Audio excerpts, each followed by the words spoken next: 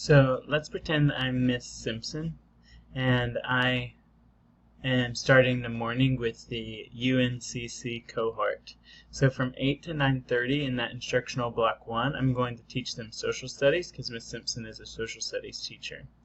Then from 9:30 to 11 for the second instructional block with UNCC, there's not going to be a transition. She'll keep the same cohort, but for that second half, that second hour and a half, she will instead teach math using the subplan that Mr. Carver left. So it's going to be important that our proctors are creating subplans that are clear and our lessons that are easy for our teammates to implement and facilitate without much lift. So again, Miss Simpson would have UNCC from 8 to 9:30, where she would teach social studies, and then from 9:30 to 11, she would teach that same cohort, but she would teach them math.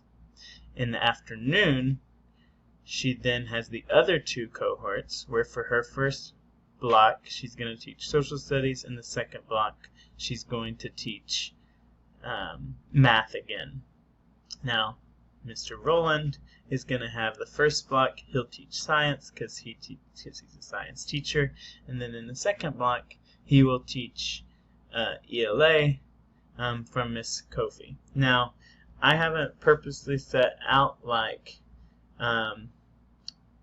which teacher you are subbing in for, so you all can work that out as a grade level team. So if Miss Simpson instead wants to do the ELA substitution and Mr. Rowland wants to do the math substitution, or vice versa, either is fine as long as you all work it out as a grade level team.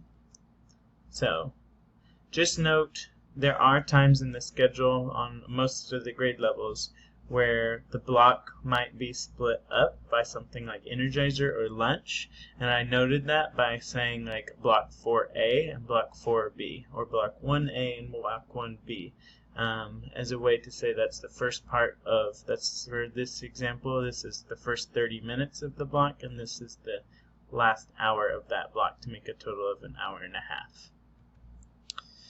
Okay, so this is our, take a second to look over this. Let me see if I can get my video out of the way so you all can see who will be proctors and who will be content teachers on each grade level. I basically have the math and ELA teachers on each grade level being the proctors, and the science and social studies teacher being the content teachers.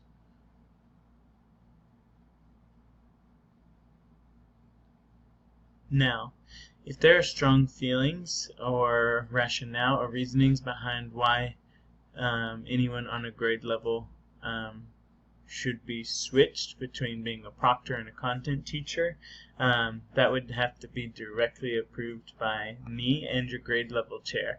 So that would be you can for sure send me an email with the explanation about why someone needs to change, and I will consider it. But my word is going to be final on this, as I'm trying to keep a picture of the whole school and what's best for the proctoring of the test.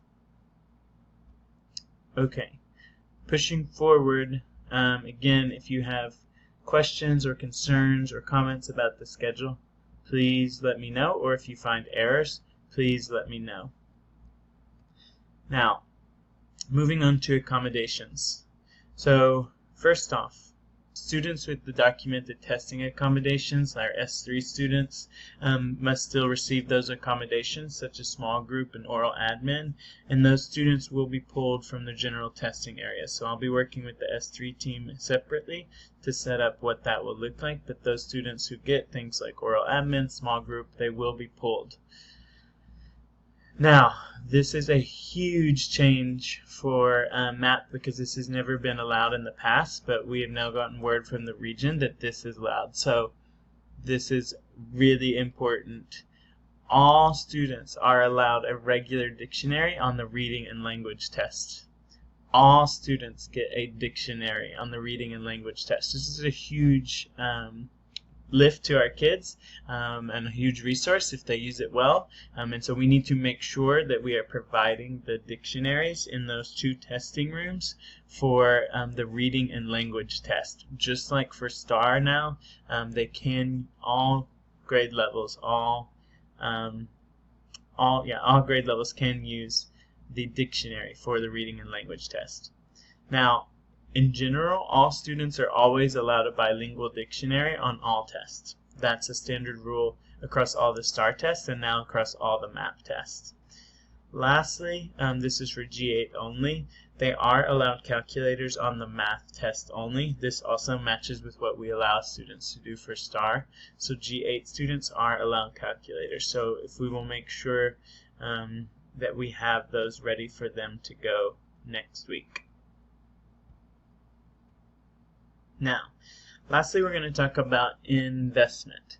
So, in terms of investing the students, first and foremost, I have created their student testing cards. This is the card that they will be handed out before the test by you, and I want everyone to know how to read this card, so even whether you're a proctor or you're not a proctor, you can help kids understand what this card means. So let me walk you through a couple of things. This has a lot of data on it, which I think will be really powerful if kids know how to read it.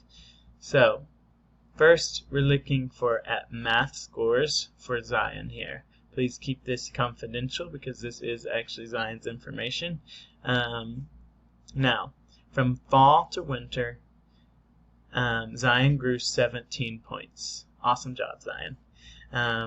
Went from a 188 to a 205 as their general base fit score. Now, she also, I think it's a she, right? I'm thinking Zion's a she. I can't exactly remember, so if I'm wrong, I'm sorry, Zion. That she went from a 2nd grade level to a 3rd grade level on her RIT score. That's awesome.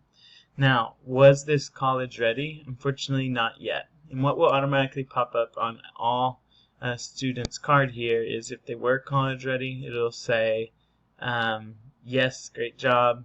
If they're close, like between the 50th and 75th percentile, I put almost there. And if they're below the 50th percentile, I said not yet, because it hasn't happened yet, but we hope that it will happen. So then if you see next, I have what our goal is for the spring here. So it's her goal that from the winter to the spring, she'll go 5 more points, going all the way to a 210. Then there's a spot for her to write her score in when she actually takes the test. So this is expected that all kids have this out and in front of them during the test, and they're recording their information after taking the test. I also included on here, for their reference, what is the grade level norm and what is the college ready norm for spring of this year. So anything from math as a 221 or higher is considered 5th grade or above. Now, G5 college ready would be scoring a 230 or higher. And so that's just so kids know what they're aiming for. So again, it's important that you understand how how to read this, because kids will be asking, and I expect you to be able to explain to them. Now, if you have questions on how to read this document, please let me know. So, what are you going to do for your grade level? So, grade level chairs, I have a task for you. I need you to email me by this Friday at close of business with a plan on how you'll celebrate and recognize students who meet or exceed their spring goal.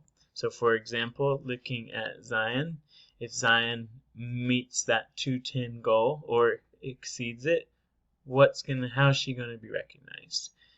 If she shows growth in general, so if Zion went from a 205 to a 208, she didn't meet her goal, but she did grow, how are we going to recognize her? If they score on or above the grade level, so if she blows it out of the park and gets to a 221 and gets onto grade level, That is amazing. How are we going to recognize her?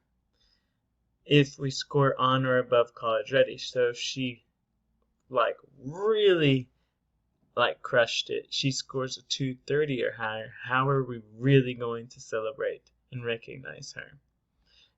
Don't think that this has to be something extremely fancy for each of these.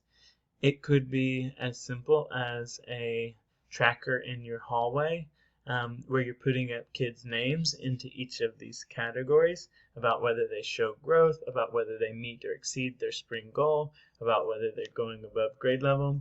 What I suggest, an easy way to do this, is to collect the cards as students are finishing the test, so you can quickly see if they've met their goal. Okay, add them to this list so we can put their name in the hallway and recognize them for what they've done.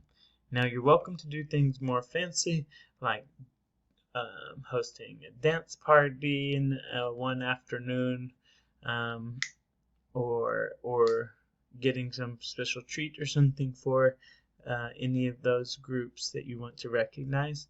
But again, it doesn't have to be fancy, and at the end of the day, what I think kids are looking for the most is recognition that they've done a great job. Now, I also have some things for you all, for teacher investment. So, here they go. First off, the grade level with the most points of growth per student. So I released this for the winter test, and I hung it around the school. But so the grade level with the most points of growth per student, and that's calculated by taking the total points of growth on all the tests. I add them up. If someone makes a negative points, that actually subtracts from you, and you divide by the total number of students on the grade level, and that gives you the points per grade level, or points per student grown on that grade level. The grade level with the highest points per growth, or points of growth per student, each teacher will earn a $25 gift card. Woohoo! Next, the grade level with the highest percentage of college ready.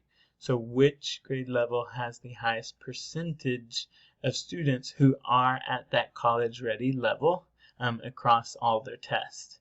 Each teacher on that grade level will earn a $25 gift card. Again, that's calculated by taking the percentage of students on the grade level scoring in the 75th or above on all tests. It's not the strict number because our grade levels are different sizes, but instead the percentage of students. Now, individually, the teacher with the most points of growth per student. So if you are the G5 reading teacher, Miss Moss, and you